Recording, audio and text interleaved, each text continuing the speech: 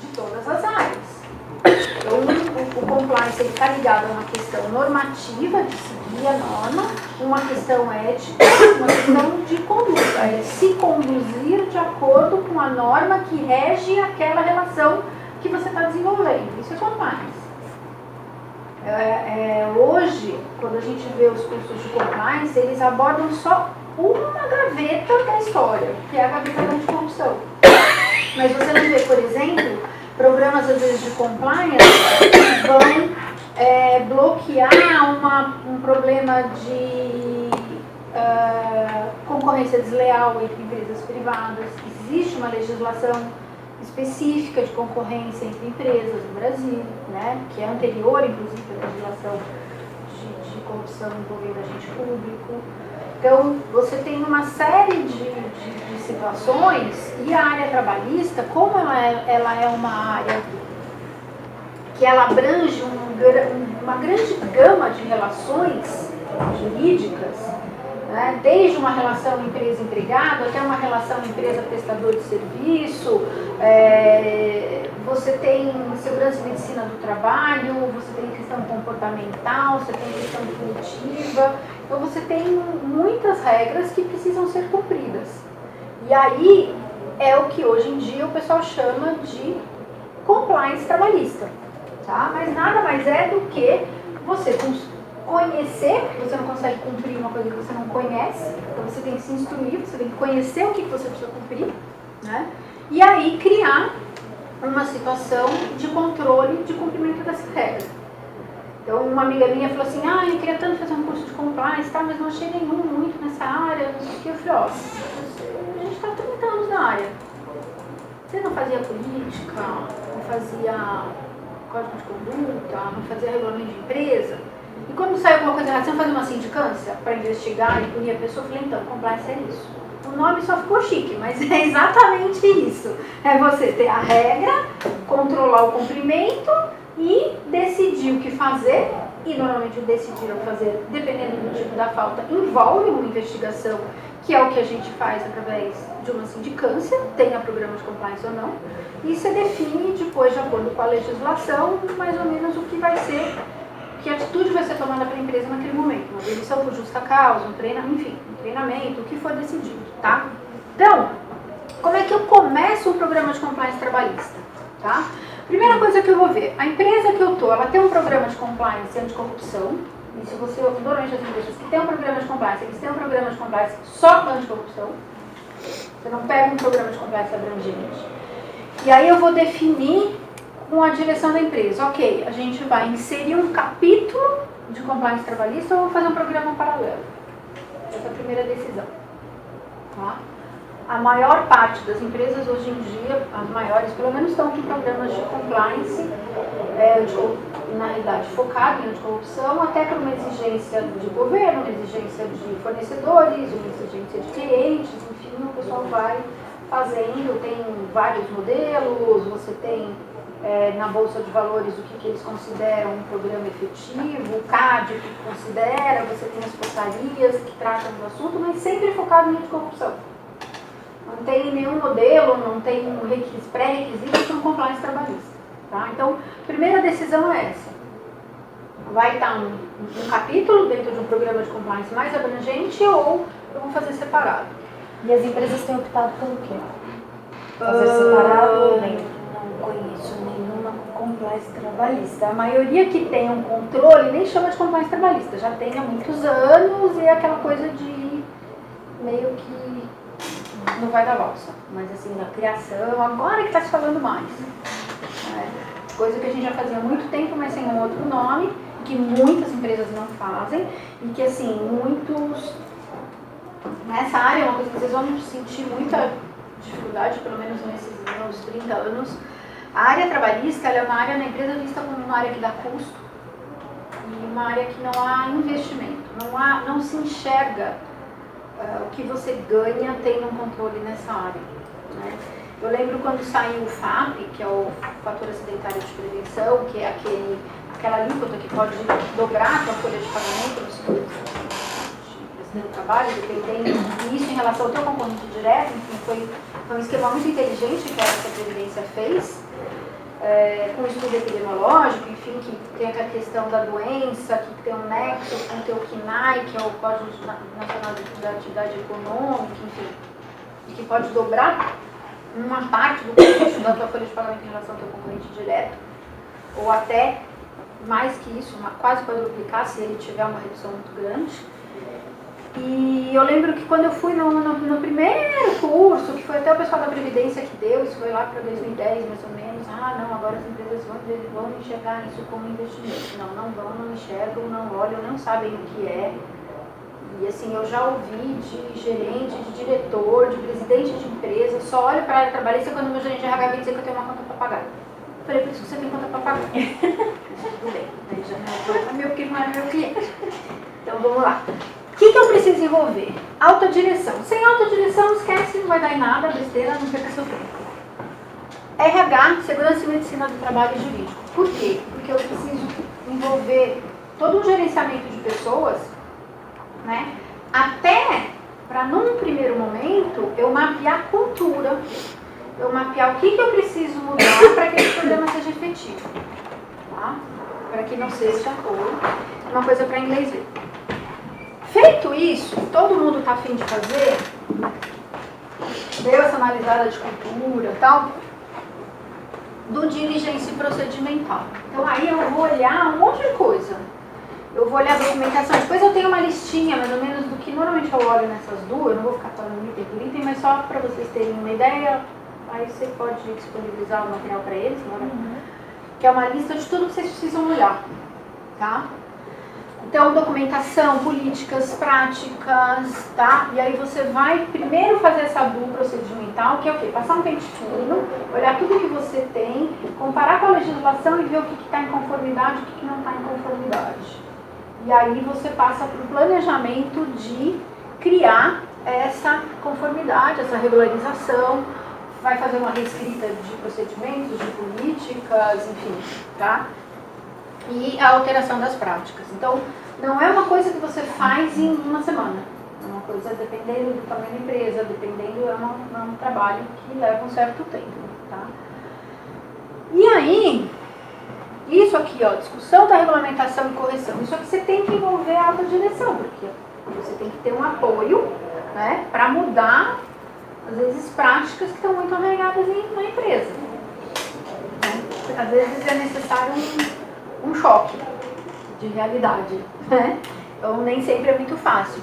Então, e aí por quê? Você vai ter que implantar novas políticas, você vai ter que criar mecanismos de controle, você vai ter que dar treinamento, você vai ter que ter um canal de denúncia, você vai ter que fazer auditorias periódicas, de surpresa, não planejadas, né? Eu fui fazer auditoria uma vez, fazer uma DU no cliente, e quando eu faço a DU eu não olho só documento, eu vou no local, eu ia numa fábrica. E aí eu fui fazer, na área de segurança e medicina, eu trabalho e fui olhar os recibos de equipamento de proteção individual, o EPI. E aí, sabiam que eu ia, né? Estava fazendo verdade, o pessoal da segurança, e aí eu fui lá, peguei as fichas e tal. Todo mundo na fábrica, todo mundo, do presidente ao porteiro, recebeu no mesmo dia e assinou com a mesma caneta óculos de proteção, equipamento protetor auricular, creme para mão, tudo. Eu falei, nossa, todo mundo no mesmo dia. Gente que nem precisa disso, porque você vai olhar o EPI em relação ao teu PPRA, o que é necessário, o PPRA todo mundo conhece? Programa de prevenção de riscos ambientais, tá? Vai mapear os riscos da empresa e as questões. É uma das coisas que a gente tem que olhar, porque o PPRA é efetivo. O que está no futuro hoje, no máximo está no presente e no próximo. E de preferência no outro já virou passado, e você tem outro futuro, então os verbos têm que ir mudando o tempo, se não mudar, e ficar coisa só para inglês ver, tá? Primeira coisa que você vai olhar no PPRA é isso, você pega 2. Vai estar lá, planos de ação. Tudo que está no futuro, continua no futuro no outro, o PPRA não serve para nada. Só para passar para o fiscal. Tá? Então o que a gente vai verificar? Contrato social, CNAE, grau de risco e FAB. Por que eu tenho que olhar isso? Tá? Contrato social, o que eu vou olhar? Eu vou olhar o objeto social da empresa, quer dizer, qual é a atividade que ela tem, o que ela faz. vou olhar o KNAI. O KNAI, a empresa pode ter mais de um, mas ela tem um KNAI principal e tem os KNAI secundários. Então, uma empresa, por exemplo, que é fabricante, ela vai ter como KNAI principal a fabricação e pode ter KNAI secundário de venda, KNAI secundário de assistência técnica, o que for. Como uma empresa também que faz venda atacada, pode ter um KNAI secundário de assistência técnica, de treinamento, enfim. Tá? Então, precisa olhar isso. O grau de risco. O grau de risco é o encontro nas normas regulamentadoras, cruzando o KNAI, e aí eu vou verificar naquele KNAI qual é o grau de risco, que está na legislação previdenciária, e para que serve o grau de risco. O grau de risco é de 1 a 3, ele serve para uma série de dimensionamentos depois que vem cruzando esse grau de risco com o número de empregado, com uma série de questões para quê? Dimensionar CIPA, dimensionar SESMIT, que é o Serviço de Segurança e Medicina do Trabalho. Então, preciso ter SESMIT próprio, não preciso ter SESMIT próprio, tem que ter médico tempo integral, não pode ser tempo parcial, tem que ter engenheiro, tem que ter técnico, isso tudo eu sei cruzando essas informações. O FAP, que é o FAP do ano, né? O FAP ele muda a cada ano, mas ele muda com uma contagem de uma média que é de anos anteriores. Então, quando eu estou hoje analisando esse FAP, eu vou analisar se eu quero reduzir, eu vou ter uma ação hoje, que na realidade, se eu não estou no começo dos anos de medição, eu já não vou conseguir influenciar muito, mas controlar FAP envolve controlar e gerenciar e acompanhar afastamentos médicos, principalmente, né? Então, o empregado é afastado por uma doença. O médico do trabalho não reconhece como uma doença do trabalho, manda para o INSS como uma doença normal, que seria o benefício previdenciário B31. Então, vem a comunicação do acidente, ou não vem a comunicação do acidente. Como é que eu sei se ele está com B31, que não tem relação com o trabalho, ou se ele está com B91, que tem relação com o trabalho? Eu vou entrar na área restrita do INSS, eu vou na pesquisa, vou lá ver o NIT do empregado e vou ver se ele tem benefício, qual é o código que está lá. Tá? Quando eu vejo isso, eu tenho até 15 dias depois da apresentação da CFIP para apresentar um recurso no INSS. Então, é importante ter alguém monitorando isso. Porque se passar esse prazo, passou, não tem o que fazer. Ah, mas o FAP eu não vou contestar só em novembro de cada ano? Não, em novembro de cada ano você vai contestar dizendo o seguinte, olha, a Laura se afastou com B31, com um problema no pescoço, o INSS deu nexo presumido, passou para B91, eu apresentei defesa dizendo que não tem nexo presumido, porque nas funções dela isso acontece, porque eu tenho tal e tal controle, essa decisão não saiu ainda, com o número, o ponto dela não pode estar aqui para influenciar no meu FAP. É só isso. Ah, eu não contesto o afastamento, eu não recorri disso, era B31, passou para B91, perdeu a oportunidade. Então é importante você verificar tudo isso, né? E o FAP é mês a mês. Antes de apresentar a CFIP, entra na área restrita, até porque precisa fazer isso, porque senão eu entro numa outra não conformidade, que é se eu tenho alguém com B31 e não, B91 e não estou recolhendo fundo de garantia, eu não estou com conformidade, porque B91 tem que recolher fundo. Então tem uma série de implicações para vocês entenderem como as coisas são muito interligadas em termos de direito do trabalho, tá? E aí, eu tenho as normas trabalhistas em geral. O que são essas normas? O direito do trabalho, ele tem, as fontes formais são a Constituição, a CLT, a Convenção Coletiva do Trabalho, que são os acordos coletivos, ou então, qual que é a diferença, né? O que a gente chama de CCT, que é a Convenção Coletiva do Trabalho. É o sindicato patronal com o sindicato profissional. É aquele que todo mundo chama de dissídio, que na realidade não é dissídio. Porque dissídio é um nome que se dá para uma ação judicial de briga. Então, quando é acordo, não é dissídio, é que virou um nome popular, né? Mas é a convenção coletiva. Quando sai a convenção coletiva na data base, é entre os dois sindicatos. O que é o acordo coletivo? É o sindicato com a empresa. Eu posso ter um acordo coletivo que regulamenta condições em geral, eu posso ter específico, a própria PRE, o banco de horas, enfim, tá? As normas regulamentares, que são as normas regulamentares da empresa mesmo, tá? E tenho os usos e costumes. O que significa isso? Por exemplo, Eu contratei um empregado, no contrato de trabalho dele está escrito que ele vai trabalhar 44 horas semanais. Ele está lá trabalhando 44 horas semanais, a gente está com uma empresa aqui em São Paulo, isso que mudou um pouco a vida. Eu não vou fazer o cara vir pra cá 4 horas no sábado. Então faz assim, você não precisa vir, quando só te chama, beleza? Beleza. 1 ano, 2 anos. Contrato de trabalho, por usos e costumes, passou para 40 horas semanais. Passou da 40ª hora, 41ª, a 40ª metade é hora extra. Porque eu alterei o contrato por usos e costumes. Entendi. E tem um prazo para isso? Quando ele se torna habitual, é uma questão de jurisprudência. Mas assim, 6 meses, 1 ano, numa mesma prática, você mudou o contrato da pessoa. Baixou a jornada dela. Mesmo sem nada escrito? Sem nada escrito, por usos e costumes, e isso tem vários impactos. Além da 40ª hora ser hora extra, o teu divisor de 220 passou para 200. Então, o valor da hora só. Ele teve um aumento de 10% de salário sem ser percebido. Muito interessante. O que o RH faz? Mudou, alguém falou, ó, vamos fazer o seguinte, vamos fazer um acordo de compensação da hora de sábado, vamos jogar 48 minutos a mais na jornada de segunda a sexta, a gente não tem nem 44. Entendeu? Se não mudou e subiu a folha em 10% sem perceber. Bom, segurança e medicina do trabalho. O que a gente tem nisso? Segurança e medicina do trabalho é uma legislação muito específica. Ela está focada não só em insalubridade e periculosidade, que está na CLT, mas ela está bastante ligada ao grau de risco da empresa, ao tipo de atividade. Não tem um inconsciente, assim, muita gente tem assim, fábricas têm um grau de risco alto. Banco tem grau de risco 3, grau de risco máximo. Toda instituição financeira. Tá? Quando eles fizeram o estudo do FAP, as instituições financeiras passaram para grau de risco 3. As instituições nucleares que tinham grau de risco 3 passaram para 1.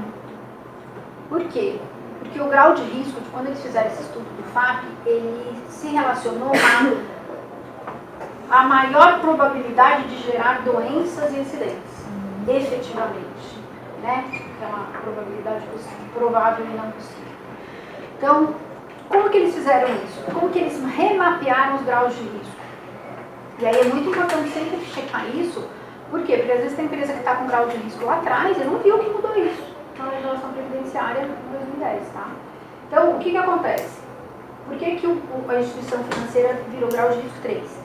O que o INSS fez? Durante muitos anos, eles mapearam todas as doenças do CID, que é o CID-10, na população em idade ativa geral, no Brasil todo. Trabalhasse ou não trabalhasse. Aí, na população em geral, a gente tem, sei lá, 2% de pessoas com depressão. Ótimo. Quantas pessoas com depressão tem no KNAI de instituição financeira? 25%. Significa que eu tenho mais de 10 vezes o número de pessoas, na mesma proporcionalidade, de uma população em geral. Então eu presumo que, e aí vem o nexo etiológico presumido, eu presumo que trabalhar em instituição financeira gera depressão e problema psiquiátrico. Então eu subo o grau de 3, porque o banco paga mais seguro de acidente de trabalho para custear todos os afastamentos psiquiátricos que ele gera na população que recebe um benefício previdenciário. A sistemática do FAP foi essa para cada CID, com cada KNAI. E aí como é que ele faz o FAP? Como é que é a coisa, né? O banco A tem um FAP, então eu tenho um nível aceitável naquele KNAI, que é o nível 1, vamos dizer assim, de acidentes e afastamentos por doença. Quem está abaixo pode reduzir até meio, 0,5 seguro de acidente de trabalho, ele passa a pagar 1,5. Quem está acima pode passar a pagar até 6%. Tá? Então é assim, porque aí ele compara dentro daquele KNAI CNPJ por CNPJ. É um sistema muito inteligente e muito bem feito. Eu lembro que na época eu estava num comitê do César, do Centro de Estudo da Sociedade Brasileira, assim, a gente tem que entrar com uma cena e obrigar eles a apresentarem tudo. Eu falei, não faça isso porque eles têm que estudar. Né? Foram muitos anos, então assim, é uma estratégia muito inteligente e muito bem feita. Então eu tenho, o que eu vou ter que olhar? Laudos e programas ambientais, tá? Programas de prevenção de riscos ambientais, o laudo técnico da área da função trabalhista, que é básico, tá? Vou ter também o programa médico, que é o PCMSO. O que é isso que eu falo de básico? Você vai ter que olhar dentro da atividade da empresa, dentro do KNAI que a gente olhou lá atrás, se eu tenho alguma NR, que é a norma regulamentadora, que hoje são 36, aplicável àquele tipo de atividade. Por exemplo, call center, NR17. Então eu vou aplicar PPRA, vou aplicar PCMSO e mais toda a questão ergonômica da NR17. Então eu tenho que analisar todas as normas regulamentadoras que tratam de tudo. Produto químico, periculosidade do vigilante, trabalho em construção civil, trabalho em altura, trabalho em ambiente com pressão, trabalho em subterrâneo, trabalho em submerso, tá tudo lá. Tá? Todas as questões de saúde e medicina naquela atividade estão nas normas regulamentadoras. Então tem que olhar. Então isso aqui é o básico, né? PCMSO, o que eu vou ter que ter? Os atestados, os famosos VASos, o atestado de saúde ocupacional, na admissão, que muita empresa faz em 10 minutos, aí depois quando o cara entra com a ação, dizendo que ficou surdo lá dentro, o cara fica puto da vida e vem ficar bravo comigo, e eu falo, tá, mas você prova pra mim, o cara entrou surdo, tá, prova pra mim, você fez a geometria quando ele foi contratado? Mediu, viu que ele já era surdo? Escreveu pra ele uma cartinha dizendo, olha, você está sendo admitido, mas você já tem essa perda. Né? Não, você fez isso. Não. Então, como é que eu vou provar que o cara entrou surdo? Você não tem uma prova que ele entrou surdo. Se o único exame que o médico do trabalho faz quando você entra, fala assim, tá tudo bem com você, Lara? Você tem um problema de saúde? Não, que bom. Então tá aprovado. Né? Fica difícil, coitado do advogado depois se virar. Então, admissão, demissão, periódico, é aquele que faz periodicamente, que dependendo da função, dependendo da idade, você tem uma periodicidade. Tá? O retorno à função, teve um afastamento médico, saiu licença maternidade, saiu por uma doença que não tem nada a ver com o trabalho, não interessa, ficou afastado da empresa, antes de assumir a função, tem que fazer o exame médico de retorno. Tá? Mudança de função, eu vou mudar a pessoa de função, tem que fazer o exame médico. Isso eu não sabia. Fazer. Por quê? A gente teve um caso grave numa empresa, que não fizeram, mudaram a menina de setor, o setor mexia com a cetona e ela tinha asma. Que maravilha, hein? O caso morreu. Entendeu? Se tivesse feito o exame, o médico diria, ela não pode ser promovida, não pode ser mudada de sessão, enfim, o que for, porque ela não pode trabalhar com a cetona. Ninguém viu, ninguém fez nada e deu um belo de um processo. Então, cuidado com isso, tá? Política de recursos humanos. Primeiro, questão saber se ela existe. Né? Se ela existe porque ela é escrita, estruturada, se ela existe porque é assim que é a tal do uso de costumes. Tá? Então, qual é o ideal? Que a política seja escrita. E ela seja escrita dentro do que a lei permite e, principalmente, as políticas normalmente devem ser bem escritas e objetivas para evitar discriminação. Quando que surge discriminação? Se eu tenho uma regra subjetiva. Se eu tenho uma regra que é o chefe que decide se eu dou folga. Se é o chefe que decide, aí eu já criei uma porta para uma discriminação. E isso é o que o programa de compliance não pode permitir. Tá? A regra tem que ser objetiva, tem que ser assim. Folga funciona assim. Você está enquadrado aqui? Você não está enquadrado? Desculpa, não está. Tudo que você começa a permitir uma interpretação muito subjetiva, você começa a permitir que haja discriminação, porque é comum da natureza humana que você tenha pessoas que se dão melhor e pessoas que se dão pior, e o chefe vai usar isso para favorecer quem ele quer. E eu não estou falando de chefe nível alto. Eu costumo dar as palestras às vezes em fábrica, e assim, eu falo às vezes para os coordenadores de célula de produção. Então, às vezes você dá mais hora extra para a Laura, que você é amigo dela. Ela tem prestação da geladeira para pagar. Você não dá para mim. Você já está gerando uma discriminação. Pior, você está gerando um excesso de hora extra nela. Você está permitindo que a empresa seja atuada por excesso de jornada. Você está deixando ela numa situação de cansaço que, se ela se acidentar, a culpa é sua. Porque você tem que gerir a área. Então, você vê como uma coisinha te gera uma série de possibilidades de problema. O programa de compliance ele tem que existir para evitar que o problema surja. Tá? Essa é a maior questão. Então, as políticas de recursos humanos, elas têm que respeitar a lei, são aplicadas sem exceção, ou seja, ela tem normas objetivas, né, que não é aquela coisa que cada um decide se pode usar ou não, tá? E, principalmente, a forma de contratação de prestadores de serviços e empregados. É muito importante fazer esse tipo de verificação, assim, uma política, por exemplo, de gestão de terceiros, uma política, né, para você ter um treinamento, principalmente hoje.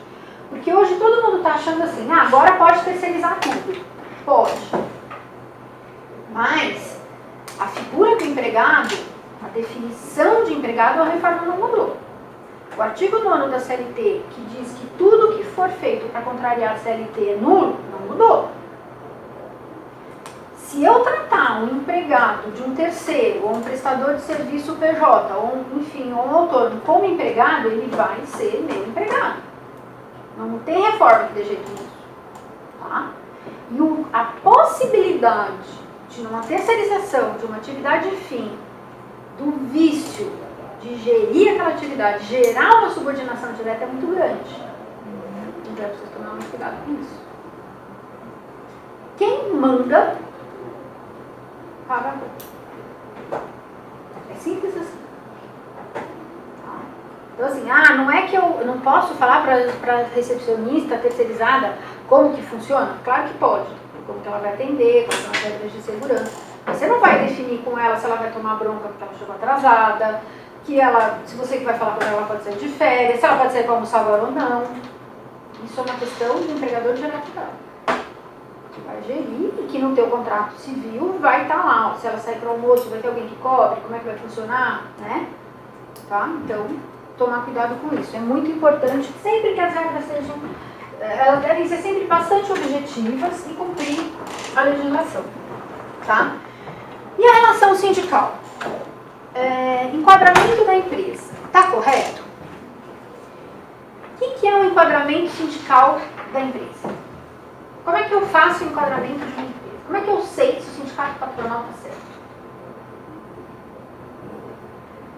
Alguém fez em 1999, olha, está todo mundo lá com ela e tudo bem. Vocês nunca deram uma xerecadinha para saber se está certo. É o KNAI, tá? A legislação brasileira, ela não tem liberdade sindical. Hoje a única liberdade é você dizer se você paga ou não, mas em que sindicato você vai estar, não tem escolha. É aquele, pronto, acabou. Seja bom, seja ruim, é aquele. Tá? Por quê? Porque a lei diz que é. Como que a lei diz que é? Primeiro passo, eu vou olhar o KNAI da empresa, eu vou ver a atividade dominante dela. E aí, antes de eu olhar para o sindicato, eu vou olhar se o KNAI está certo. Tá? O KNAI que está aqui, o KNAI primário, né, que é o KNAI principal, ele é mesmo o que a empresa faz? Hoje. Ele é hoje mesmo uma atividade, se eu tenho várias, que corresponde ao maior faturamento da empresa? São as primeiras perguntas que vocês têm que fazer. Por quê? Porque às vezes a empresa chegou no Brasil, por exemplo, como uma subsidiária de uma matriz no exterior, em que ela fazia a representação comercial dos produtos dessa matriz no exterior. Então ela era uma empresa de representação comercial, que tinha um KNAI de representação comercial, que tinha um enquadramento sindical de representação comercial. Só que ela começou a ter importação direta e venda direta. E em um determinado momento, a venda direta, a venda de atacado, suplantou em termos financeiros. Nesse momento eu tenho que mudar o KNAI, eu tenho que mudar o enquadramento sindical. Porque ela sai do sindicato de representantes comerciais e vai para o sindicato de atacadista do produto que ela vende. Então, no Brasil, como o enquadramento é definido pela atividade principal, se há alteração da atividade principal, o enquadramento muda. E aí, muda para o RH tudo. Muda o acordo coletivo, a convenção coletiva, o sindicato, muda tudo. O enquadramento do empregado ligado à atividade dominante, que são esses sindicatos assim, sindicato do trabalhador na indústria metalúrgica, sindicato do trabalhador no comércio, sindicato do trabalhador nas empresas de agente de comércio, blá, blá, blá. Tá? Isso é o sindicato da atividade dominante. Por quê? Porque qualquer que seja a função que ele exerce, está ligada à atividade da empresa. Aí, eu tenho as categorias diferenciadas, que são as categorias que a lei diz que são diferenciadas por várias questões, muito delas na época política, quem tinha força para conseguir uma lei especial. Então, você tem assessorista, secretária, motorista, técnico de manutenção de nível médio, professor, vários, né? Tem que olhar lá o quadro de atividades. Esses empregados, eles vão estar inseridos no sindicato da categoria diferenciada da região. Se ele não existir, ok, você vai pôr no dominante, mas se ele existir, você vai enquadrar ele lá. Tá? E os profissionais liberais, médicos, advogados, engenheiros, lá, que se exercem efetivamente esta função, vão estar inseridos nos próprios sindicatos, sindicato de advogados, sindicato de médicos, sindicato disso, daquilo. Tá? Porque exercem efetivamente. Se eu contratar um médico que vai trabalhar como vendedor de produto farmacêutico, ele vai ser vendedor. Tá? Então, é ligado. A profissão tem que ser o que efetivamente. Então, um advogado que trabalha numa empresa é sindicato dos advogados. Então, isso eu faço enquadramento. Empresa, categoria dominante, categoria diferenciada, categoria de profissional liberal. E aí, próximo passo. Qual é a convenção profissional? Tem convenção coletiva com o meu sindicato patronal da empresa? Não tem. Ok, aplica a dominante. Tem, aplico essa. Por exemplo, vendedor passista, que é o vendedor, não é o vendedor interno, é o vendedor que ele é uma categoria diferenciada e o sindicato deles tem acordo com o FEComércio e com o Fiesp. Portanto, comércio e indústria tem que aplicar para vendedor, enquadramento no sindicato dos vendedores e aplicar a convenção coletiva de vendedores. Tá? Não tem, eu vou aplicar esse. Tem, eu vou aplicar. Então, pode ser que você tenha uma empresa com nem tantos empregados assim, mas você vai ter uns 3, 4 sindicatos para gerenciar. Tá? Eu vendo máquina e tenho lá um setor de técnico que faz manutenção das máquinas, que é um técnico de ensino médio. Tem no sindicato dos técnicos de ensino médio de São Paulo. Ele tem acordo, ele tem convenção coletiva com o meu sindicato patronal? Tem, vai aplicar a convenção deles. Tá? As empresas costumam errar muito no enquadramento? Não só no enquadramento, mas na aplicação das regras coletivas corretas. Eu posso aplicar da minha categoria dominante em todos, se ela for mais benéfica. Sim, eu posso. Tá. Hoje, com a reforma, como o acordo coletivo ele tem uma validade que suplanta a convenção, então eu posso, eventualmente, fazer um acordo com algumas regras, mas eu tenho que fazer um acordo com cada sindicato, porque se eu fizer com o sindicato errado, o acordo não vale nada. Então, eu vou fazer, por exemplo, eu fiz uma vez para um cliente o sindicato dos técnicos. Então, a gente fez o banco de horas com o sindicato dominante, para todo mundo que era dominante, e um banco de horas com os técnicos. Qual é a vantagem? O pessoal do sindicato sabe como que é a rotina deles, então foi muito mais fácil negociar. A gente negociou um banco de horas com acordo com um horário flexível. E um horário flexível das 5 da manhã às 10 da manhã. Ele podia entrar entre 5 e 10 da manhã e ele sairia 8 horas depois. E o dia que ele não trabalhasse, eu jogava no banco de horas. Mas ficou fácil porque o pessoal dos sindicatos técnicos vive isso e sabe como é que é a rotina, sabe que às vezes ele fica um dia em casa, que às vezes ele vai trabalhar mais tempo, enfim, vai viajar, viagem paga, viagem a trabalho é hora extra, desde que ele sai até de volta, né? Então tem toda uma questão que tem que ser negociada, tá? E as contribuições sindicais, que hoje são facultativas, você definiu, tá? Ok, mas o meu empregado diz assim, eu quero contribuir com o meu sindicato. Você tem que pagar para o sindicato certo, tá? Então tem que saber qual é o empoderamento certo para pagar para o certo. Se você é o velho ditado, pagou errado, paga 2 vezes. Aí você vai ter que brigar com o outro, falar, você recebeu, você não precisa ter recebido, me devolve, pode passar por outro, aquelas coisas, enfim. Então, gerenciamento de área sindical é muito importante, tá? Principalmente para as empresas que têm filiais pelo Brasil. Por quê? Porque eu vou ter o sindicato do vendedor em São Paulo e vou ter o sindicato do vendedor no Rio Grande do Sul. A regra lá não é a mesma daqui. Eu vou ter que ir de lá, eu tenho que aplicar de lá, e daqui eu fico daqui. Tá? Ah, eu posso generalizar? Posso se eu pegar a melhor convenção.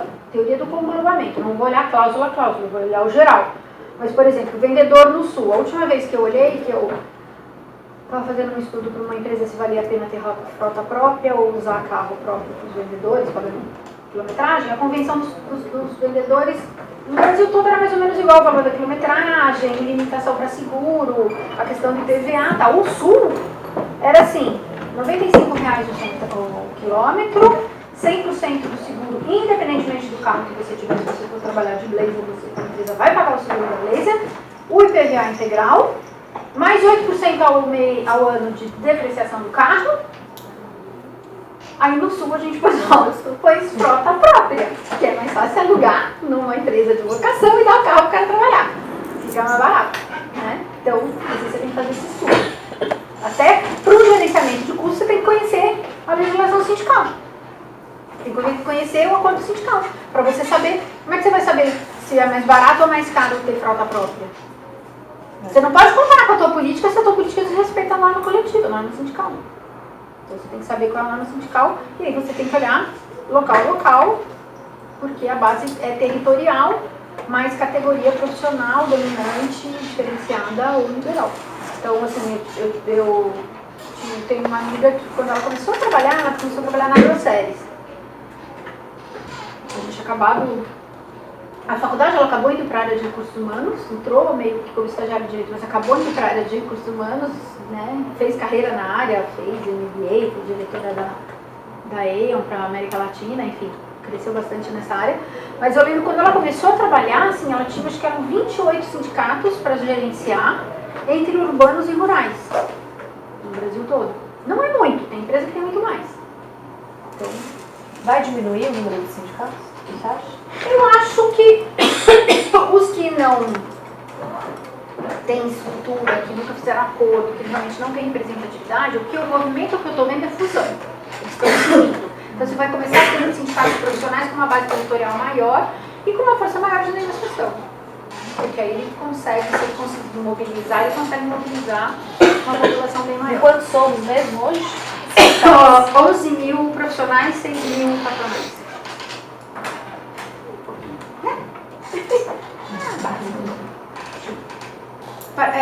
Na última vez que eu vi, 40% dos sindicatos nunca tinha feito uma convenção no corpo coletivo. Ou seja, era só para receber dinheiro do FAT, né? Dinheiro do FAT. Pois é. Bom, aí aqui a gente tem o seguinte, isso aqui é uma lista, tá? De tudo que a gente olha quando a gente faz uma do procedimental. Eu não vou falar item a item, senão a gente vai ficar até amanhã, mas vai estar, vou deixar com a Laura, vocês vão ter a lista, tudo que tem que olhar, tá? E aí você vai ter que olhar tudo isso, né, em cima de legislação que a lei estabelece, por exemplo, auxílio creche. Se eu não tenho um acordo coletivo estabelecendo auxílio creche, eu não tenho limitação de pagamento. Salutar que se faça um acordo coletivo prevendo auxílio creche. Olha se tem na convenção, a convenção às vezes tem o valor do auxílio creche. Então, tem que dar tudo isso. Ficha, coisa simples. Para receber salário família, né? Salário família, eu tenho que olhar o quê? Qual é o salário da pessoa? Eu vou lá na legislação previdenciária, isso muda todo ano. Quais são as faixas salariais para receber o salário família? Eu tenho que recebe integral, tenho que recebe uma parte. Eu vou olhar quanto que a pessoa ganha. Ela está inserida. Ah, tá, legal. Vai receber? Calma.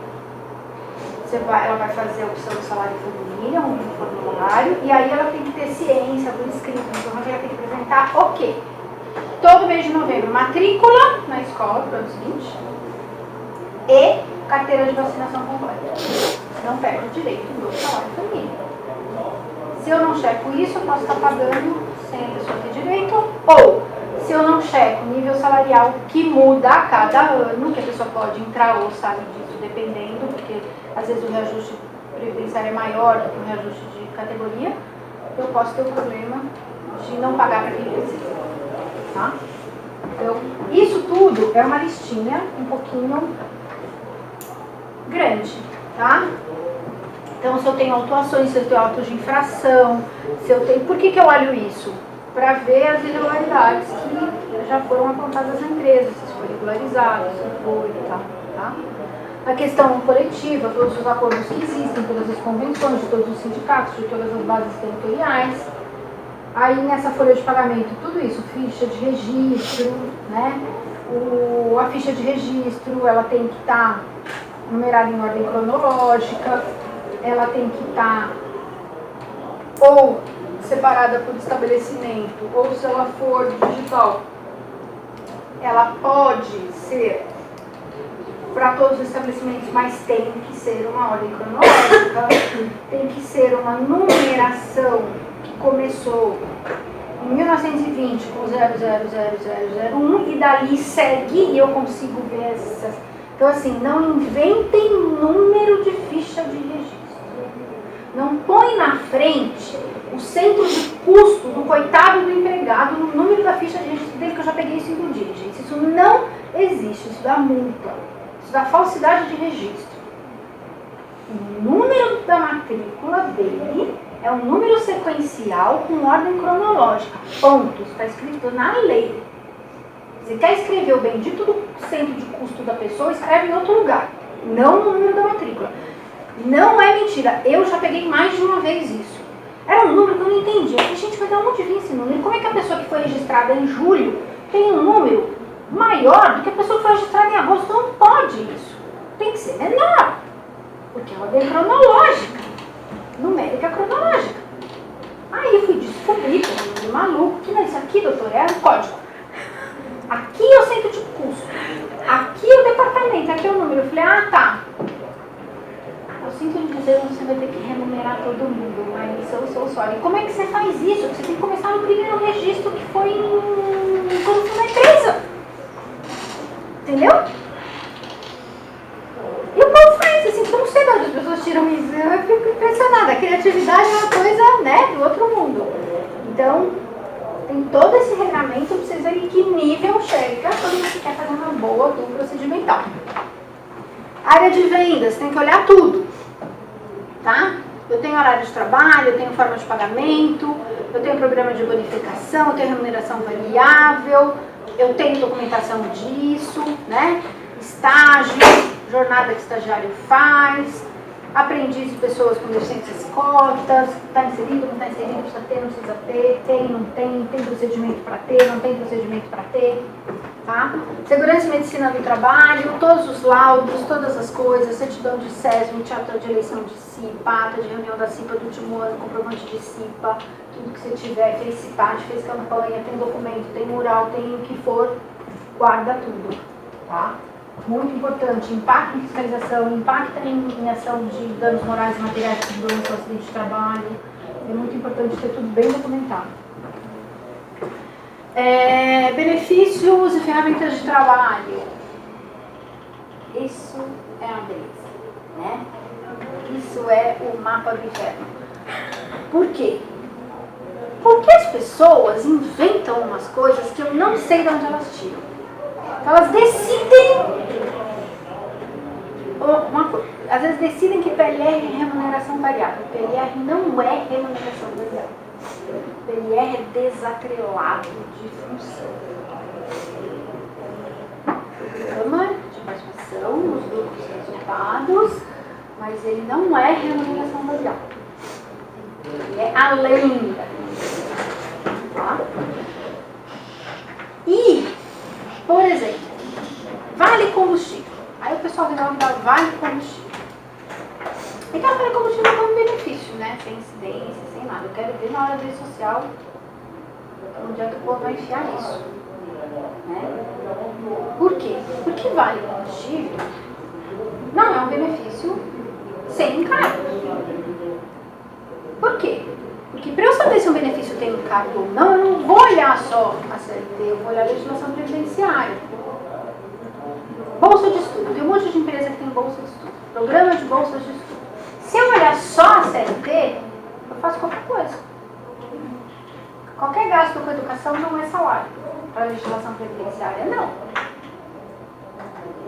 A bolsa de estudo paga pela empresa ao empregado, ela só não é considerada salário nos seguintes limites: 5% do salário do empregado ou 1,5 vezes o salário mínimo for maior. Num curso, desde que não se tenha educação básica liberado, né? Educação básica até o final do ensino médio, posso pagar para qualquer um. Ligado à função dele, ou ligado à função para a qual ele está sendo preparado, de nível técnico e necessário para o exercício da função. Então, eu pago um MBA, o empregado ele vai fazer lá na Irlanda, paga uma fortuna, azar seu. E o que eu vou verificar? Se eu tenho um código de conduta, se eu tenho esse programa de compliance, se eu tenho um canal de denúncia, se eu tenho uma existência de programa de combate de assédio e canal de denúncia relacionado ao assédio, porque às vezes as empresas têm dois canais, porque o assédio, como é uma coisa muito delicada, assim, às vezes eles têm um canal bem mais sigiloso e tal, mas enfim, cada empresa tem uma empresa pequena que vai contato com esse RH mesmo. Né? Tá? Treinamento de conduta, quer dizer, eu criei um código de conduta, tá lá guardado, e aí tá na gaveta, e aí a pessoa é admitida, ela assina lá que ela recebeu, não recebeu treinamento, então, né, fazer treinamentos periódicos, o compliance, principalmente o trabalhista, é um assunto que tem que estar rodando sempre, não é uma coisa que você faz e nunca mais toca no assunto, tá? E aí a gente vai para a questão da cultura da empresa. Como é que eu tento detectar, num estudo que eu estou fazendo de criação de programa de compliance, se aquela cultura ela favorece situações de assédio? Né?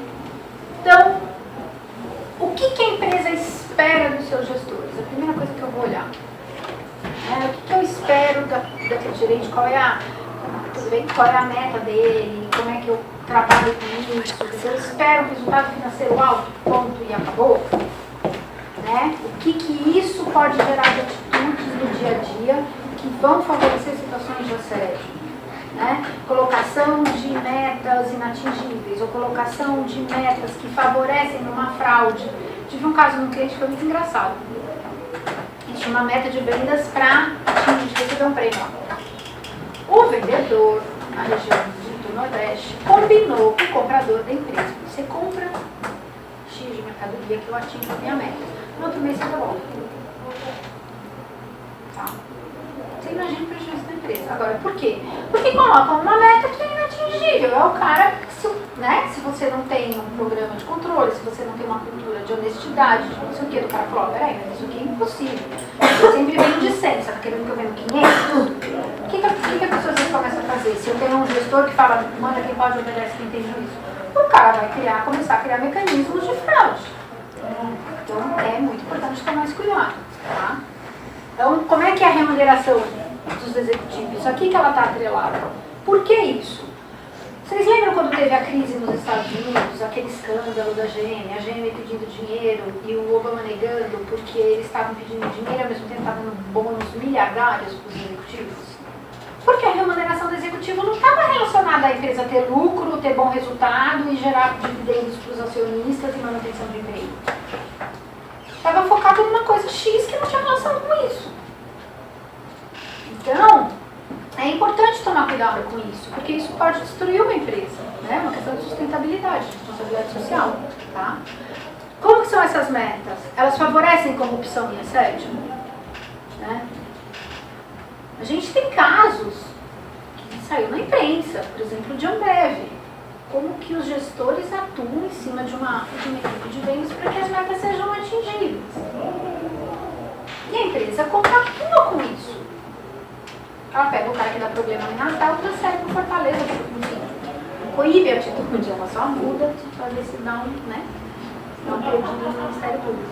Então, prestar atenção nisso, tá? Os prazos de cumprimento, eles são reais, eles são factíveis. Como que é a relação com o cliente? O cliente sempre tem razão? O que se permite em relação ao cliente? O que se pede em relação ao cliente? Porque, às vezes, o cliente faz exigências, né, que implicam na empresa ter uma atitude em cima dos seus trabalhadores que vai gerar uma situação de assédio. E essa situação de assédio vai desde não deixar o cara não trabalhar no final de semana, né? Foi todo mundo para trabalhar sempre 2 horas por dia, segunda a segunda, e pronto, acabou aqui assim. Você tem uma série de questões. Eu tive num comitê de diversidade da Câmara Americana e eles apresentaram uma pesquisa de assédio moral e sexual nas empresas do setor de comunicação. É esclarecedor. Né? E uma das coisas que impacta muito, que eles falaram lá, é a questão de cliente. Que o cliente chega assim, na sexta-feira, 6 horas da tarde, e fala assim, eu quero uma campanha pronta na segunda-feira, que eu estou marcando às 9. Eu tô todo mundo para trabalhar no final de semana. Isso é assédio. Né? Eu não sei dizer ao cliente, olha, desculpa, mas isso não é rolar. Por quê? Porque aí o cliente vai encontrar uma empresa que faz, mas aí você vai querer ser igual à empresa que faz. Então isso é uma questão de cultura da empresa, o que a empresa tem. Né? Isso acontece muito com o escritório de advocacia. Estou comentando com a Laura, se fizer essa pesquisa no mundo dos grandes escritórios, vai sair coisa do arco da velha. Porque é um tal de custo baixíssimo, com um pessoal desrespeitado, com jornada excessiva, com meta absurda, com prazo judicial para cumprir, quer dizer. Então, a relação com o cliente e o cliente, hoje o pessoal fala, os clientes, os escritórios, as advocacias já estão se modificando. Eu não sei em que gaveta do mundo na área essa pessoa vive, na minha não é, porque, né? Bem, o escritório é pequeno, não tem esse problema. Porque lá a gente tem uma relação diferente, mas os grandes, eu tenho colegas que trabalham em grandes, a coisa é brava. Assim, e gera uma lavagem cerebral de que, assim, nossa, é super bacana trabalhar 15 horas por dia. Olha, são 8 da noite, eu vou pedir uma pizza e vou continuar no escritório. Um amigo meu foi para um escritório uma vez, ele tinha saído de uma empresa, aí um escritório grande chamou ele para ir lá, né, ser sócio, né, porque o escritório de advocacia contrata como sócio, é coisa do outro mundo. E aí, falando dele, não, a gente trabalha aqui 15, 16 horas por dia. Eu falei assim, não dá pra ser meio sócio? Eu falei assim, não estou afim de trabalhar. Eu vou ser meio sócio, eu não posso ser de meio período. E aí quando ele estava indo embora, uma menina nova, assim, 20 e poucos anos, recém-formada, já 2, 3 anos de formada, assim. Aí ele falou, você já vai embora também? Ah, não, eu vou voltar porque eu tenho relatório para fazer, não sei o que, acho que eu já vou pedir meu filho. Eu falei, menina, você não tem vida, não? Faz isso não, filha, daqui a pouco você vai ver o problema que você com a sua vida. Aí eu falei, não acredito, você fez isso, né? Ele falou, tinha que falar bem. Eu falei, tá bom, né? Não fala isso. Então vamos lá. Prestar atenção então na cultura da empresa, o que pode favorecer ou não. Tá? Você só vai conseguir mudar isso se você tiver apoio e atuação de autogeração. Tá? Senão você só vai mapear. Não vai servir para muita coisa, mas enfim. Às vezes vai tentando um pedacinho aqui, um pedacinho ali, né? Fazendo uma seleção de pessoas mais adequadas ao que a empresa quer, enfim. Tá? E o que é o assédio moral?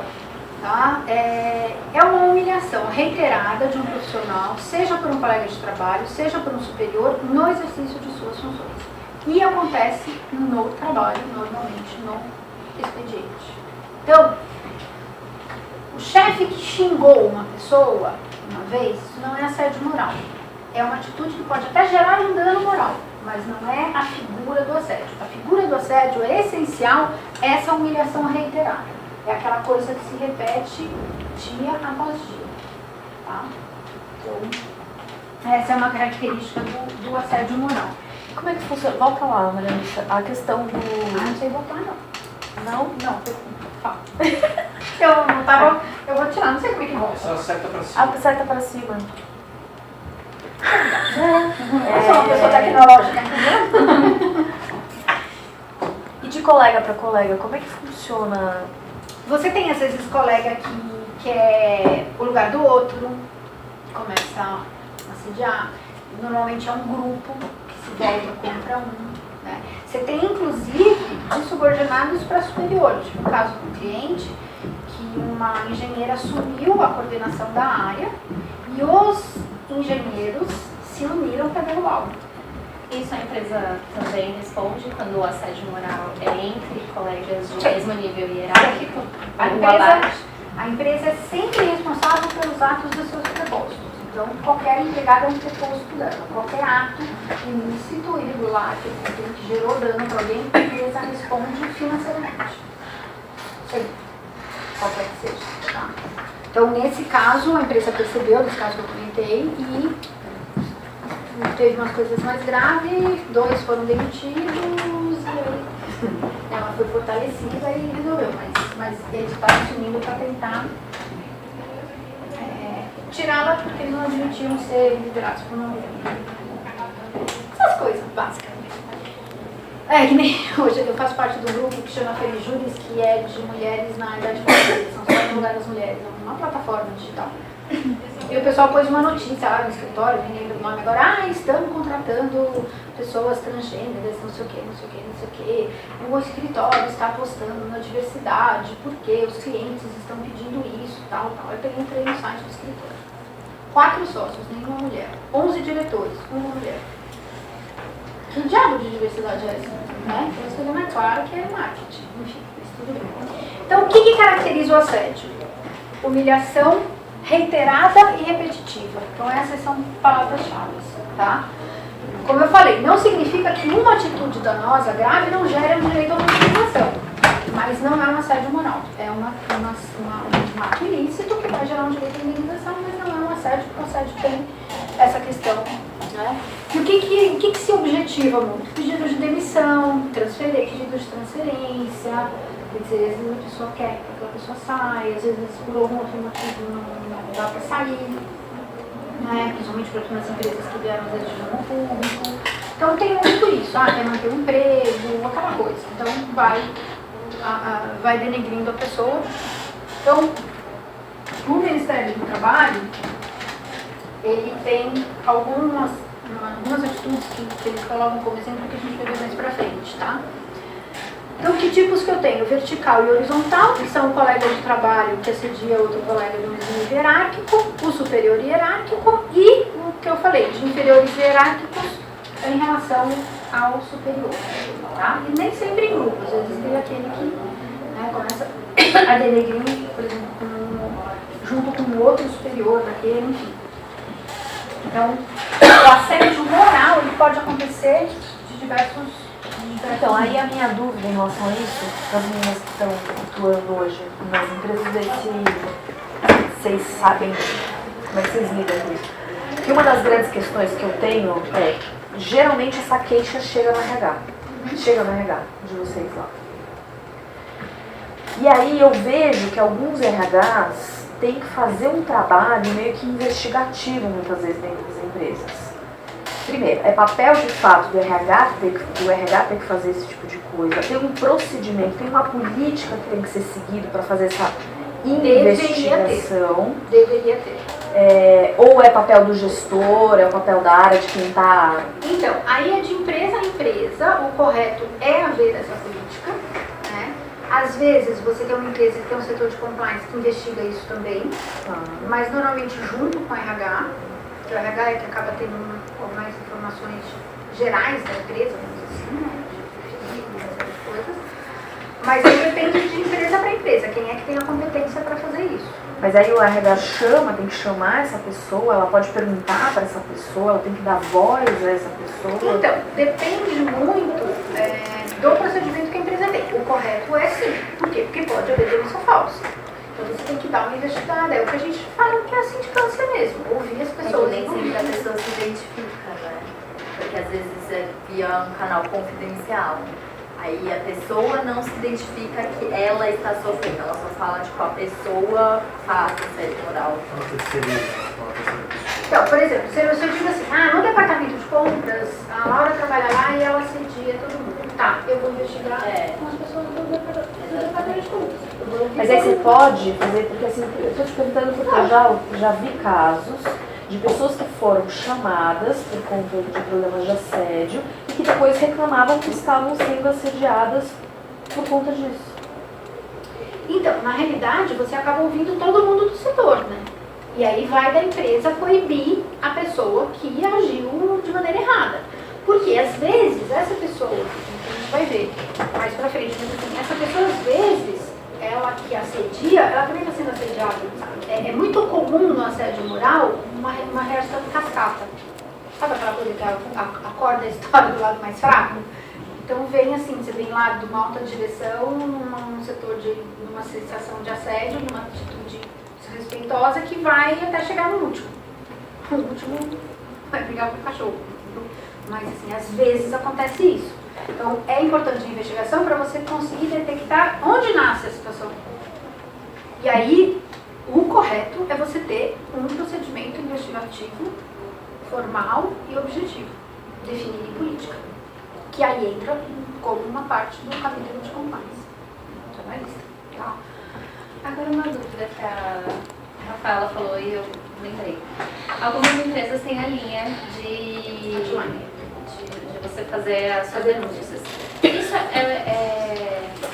é obrigatório as empresas terem ou não existe um canal que a empresa deveria ter? Não é obrigatório. O que acontece às vezes? A empresa não tem, mas o que o trabalhador faz? Ele vai para o Ministério Público do Trabalho, porque ele adora investigar um negócio desse. Aí ele vai fazer uma denúncia lá, uma denúncia que é sigilosa, e aí normalmente o Ministério Público baixa na empresa todo mundo de maneira sigilosa, ninguém tem acesso ao documento, é tudo lacrado, você não sabe quem falou o que, como falou. Você nunca vai descobrir quem fez a denúncia, porque é altamente sigiloso. E eles investigam até o último fio de cabelo e fazem as empresas implantarem programas de controle de assédio, controle de compliance, controle, dar treinamento, filmar treinamento. Eles caem na em cima mesmo. Multas são altas, isso não cumpre, dependendo da gravidade. A primeira grande multa que saiu foi do Ambev, deu R$1 milhão. Não tem ainda, né? Porque uma época falaram que tinha uma tabela, depois tem a tabela. Não é que tem tabela. No site do Ministério Público do Trabalho você encontra lá termos de ajuste de conduta que empresas assinaram, é público. Então, consegue investigar. Então, o Ministério do Trabalho, no próprio site, ele coloca algumas assim, são exemplos, tá, do que pode caracterizar um assédio moral. Então, instruções confusas e imprecisas, dificultar o trabalho, atribuir erro imaginário, exigir trabalho urgente sem necessidade, sobrecarregar de tarefa, ignorar a presença do trabalhador ou não cumprimentá-lo, ou ainda não dirigir a palavra na frente dos outros deliberadamente. Isso é muito comum. Eu lembro uma vez eu estava no departamento da faculdade, tinha acabado de me formar, aí entrou um colega meu que estava assim já como professor assistente, não, sabe, se sentindo assim, parecia que era a gente. Aí ele chegou assim no departamento, assim, todo as coisas assim, né, eu conversando com a secretária, ele passou por mim e falei, Cassius, tá cego ou tá mal educado? Aí eu te vi, falei, aham. Então, né, o assédio, você ataca quem consegue ser atacado. Então, o RH também tem que fazer um trabalho de fortalecimento, entendeu? Não é só, é fortalecer mesmo o cara para o cara poder se sentir apoiado e conseguir reagir à situação. Porque se a pessoa se sente apoiada, ela vai cada vez ficar pior, ela vai adoecer, ela vai ter uma depressão, ela vai ter um problema psiquiátrico, vai gerar um dano para a empresa. Então, nem que seja porque a empresa quer economizar, né? Às vezes é bom tomar cuidado. Então, ignorar a presença do trabalhador, fazer crítica ou brincadeira de mau gosto em público, impor horário injustificado, retirar injustificadamente os instrumentos de trabalho, agressão física ou verbal quando estão a sós, ou seja, a dor e a vítima, revista vexatória, restrição do uso sanitário, ameaça, insulto, isolamento, quer dizer, são exemplos, tá? Muitos dos itens das condutas citadas só serviriam para, só teria como provar diante de testemunhas. Ou gravação. Ou gravação. Uma pergunta, agora Vai tem uma rolar pergunta. um gravador. Uma pergunta. É verdade que para você gravar você tem que ter liberação judicial ou não? Eu já tinha ouvido falar que a pessoa pode Não, gravar. o que acontece? Qual que é a falar que Você você não pode usar, né? Não, isso é escuta, é diferente. Qual é a gravação que eu posso fazer? Você está me assediando, eu gravo. Entre interlocutores, eu não preciso avisar que eu estou gravando e eu posso gravar e essa prova é válida. O que eu não posso? Eu sei que você está assediando a Laura, eu sou amiga da Laura, eu vou conversar com você para tentar eu gravar e obter uma prova a favor da Laura. Aí já não pode. Entendeu? Nas situações de assédio, o que mais se usa é a gravação. E o WhatsApp, né? A Essa semana uma aluna minha me mandou uma mensagem, não sei se eu comentei com você. Eu fiquei tão abismada. Ela apagou no fundo. Ela falou, vou apagar porque eu tô com medo. Que aparecia o nome da pessoa. Uma coisa assim, descomunal. Um negócio horrível. A gente chega à beira da falta de educação. A beira ele ainda tava no nível light, né? Então, o que passa a falta de educação. Assédio sexual. Então, E assim, é o segundo caso em 3 semanas. Uma empresa. Ela trabalha numa startup. Conversei com ela.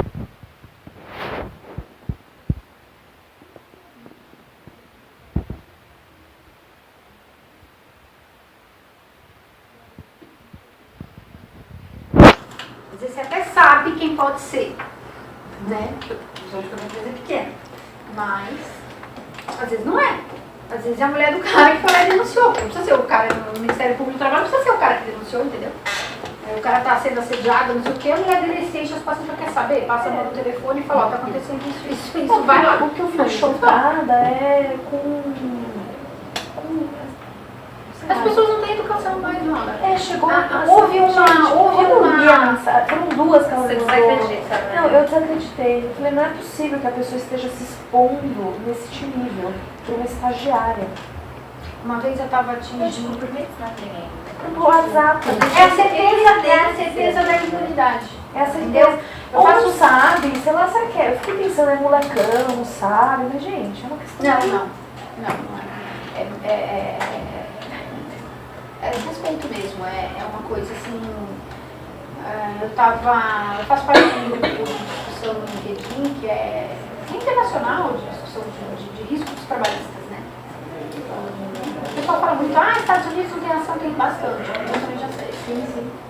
E uma advogada estava colocando uma coisa que eu acho que sim, que ela resumiu tudo. Enquanto for mais barato pagar a indenização do assédio do que mandar embora o assediante que dá lucro, o problema não vai ser resolvido. É porque as empresas utilizam isso como uma justificativa, né? Mas ele dá resultado, já ouvi isso direto. Entendeu? Não é isso. Então a que preço? A que preço? Você destrói toda uma depende do estrutura, acionista, né? Não, imagina, gente. Depende do acionista. E aí, assim, agora tem algumas empresas, estamos exigindo responsabilidade social, os nossos fornecedores, tem que ser isso, aquilo, mas sim, é uma coisa bem inglês ver. Se você vê que o pessoal que responde esses questionários de melhores empresas para se trabalhar, muitos são obrigados a dar senha para o superior. Isso é assédio? Assédio e fraude. Os dois. Uma vez eu estava atendendo um executivo que era amigo de uma colega minha. Ela me pediu para atender uma questão de assédio de uma empresa. E ele falou para mim, sabe o que é mais irônico? Eles estão recebendo um prêmio hoje como uma das melhores empresas para se trabalhar.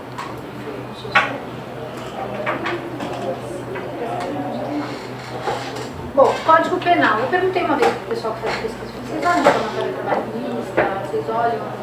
Não, porque é piada, porque qualquer um pode falar, né? Não estou falando de você olhar a inicial, não, olha a sentença.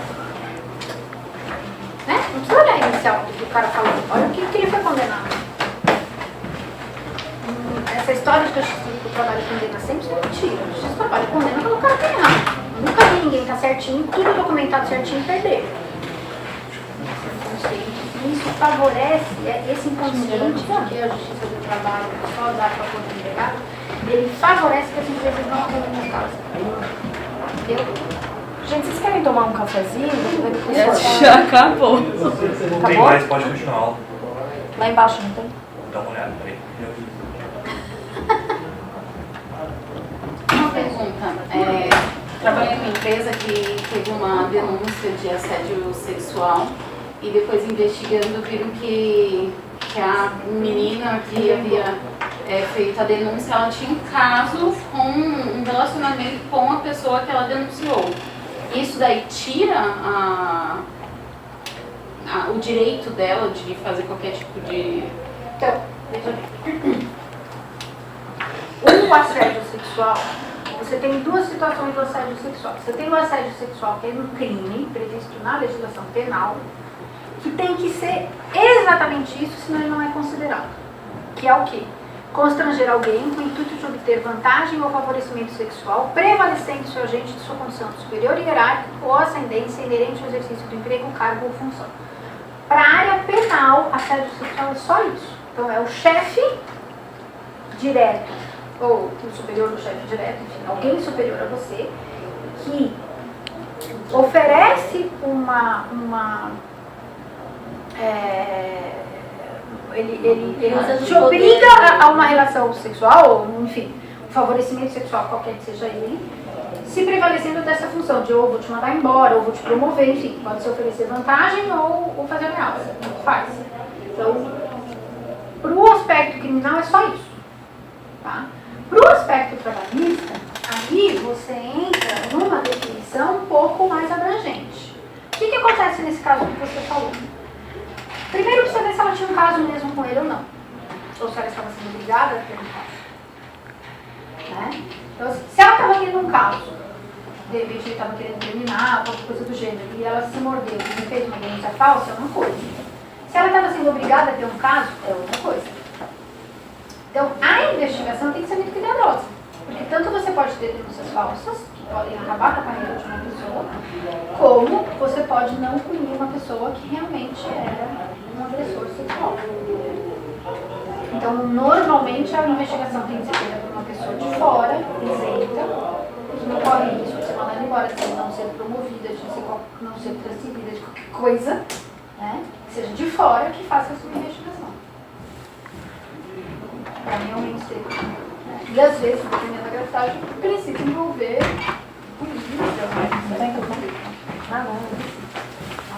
Então, para o aspecto criminal, sempre o agente, quer dizer, quem faz, né, quem comete o crime, é o superior hierárquico, direto ou não. E o que é o constranger? Tolher a liberdade da pessoa, tolher a liberdade de escolha. E pode ser tanto ameaçando como oferecendo vantagem. Ah, vou te promover, aquela coisa aqui, né? O intuito é obter favor sexual, sempre. E a vítima, tanto faz homem ou mulher, hétero ou homossexual, tá? Então o assédio sexual, ele fala em pessoa, ele não fala em mulher ou em homem. Então não é o homem que é o agente, é qualquer um é agente e qualquer um é vítima. Tá? Eu posso ter um assédio heterossexual ou homossexual. Para o aspecto da parte penal, tá? E na área penal ainda... Só tinha dois docinhos, quem quer? Vai subir a guitarra do pessoal. Meu Deus do céu! Desculpa, essas saídas da minha palavra.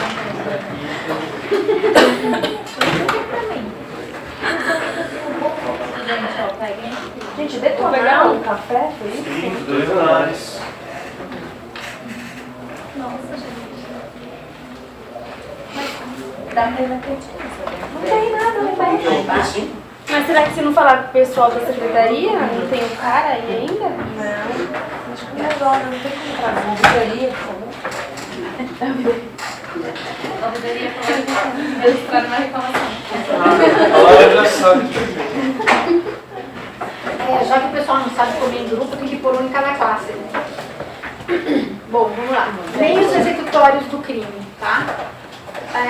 O constrangimento tendente ao assédio sexual pode se dar por qualquer forma de comunicação, verbal, escrita ou mímica, tá? Não pode ser violência física nem grave ameaça, porque de estupro e sai da tipificação penal de assédio. E o cerceamento do direito da vítima, não é qualquer constrangimento, tá? Há necessidade do cerceamento a um direito no qual a vítima faz jus. Assim, não se pode falar no tipo de análise se trata de privilégio que o sujeito ativo oferece à vítima em troca de uma ação sexual. Então, para a parte penal, tá? Então, tem que diferenciar bem essas duas coisas. Para a parte penal, se ele oferece a promoção, não é crime de assédio sexual. Ainda que possa configurar um assédio sexual do ponto de vista trabalhista, ele não é crime de assédio sexual. O crime de assédio sexual é assim, promete a demissão, ou uma transferência passar pelos outros, então é isso, tá? Para a parte criminal. Para a parte trabalhista, aí eu tenho uma definição mais abrangente, tá? O Ministério Público do Trabalho, nesse link aqui, vocês vão encontrar uma cartilha que ele tem sobre assédio sexual, Tá? Tem vários passos, várias coisas lá. O site do Ministério do Trabalho tem várias cartilhas interessantes sobre vários assuntos. Pessoas com deficiência, aprendizagem, assédio, tem várias coisas, muita coisa interessante para vocês pesquisarem. E o que ele considera? Né? Ele considera que a conduta de natureza sexual manifestada fisicamente por palavras, gestos ou outros meios, propostas ou impostas à pessoa contra a vontade, causando constrangimento e violando a sua liberdade sexual. Para a parte trabalhista, por exemplo, já oferecer uma vantagem também pode ser um constrangimento. Tá? Não vai ser um crime, mas pode ser a parte, então, assim, obrigar teu caso, esse tipo de coisa. Então, e aí você tem uma investigação, as provas são, normalmente nesses casos, muito gravação, porque dificilmente você vai ter uma testemunha, a não ser alguns casos descarados nessa pesquisa, que era assim, no meio da sala de reunião. Assim, você tem o link, não tem? Eu te mandei. Manda pra eles, assim, que é esclarecedor. A pesquisa desse dá vontade assim, de nunca ninguém trabalhar nesse campo. Porque é um nível, tipo, 80% já sofreu algum tipo de assédio. É forte mesmo nesse ano da pública, fiquei impressionada. Bom, então a gente tem para a criação do compliance toda uma questão de legislação, né, de procedimento, de verificação de conformidade legal, de conformidade procedimental, na questão do assédio, o estudo da cultura, a definição do tipo de perfil de pessoas que vão trabalhar na empresa, né, o que a pessoa exige, que tipos de pessoa eu vou contratar para ter um favorecimento de ter um programa de controle, de compliance trabalhista mais efetivo. Então você tem uma série de coisas. Às vezes quando você vai mudar, você precisa mudar essas pessoas mesmo, porque você vai ter uma resistência que não vai dar certo.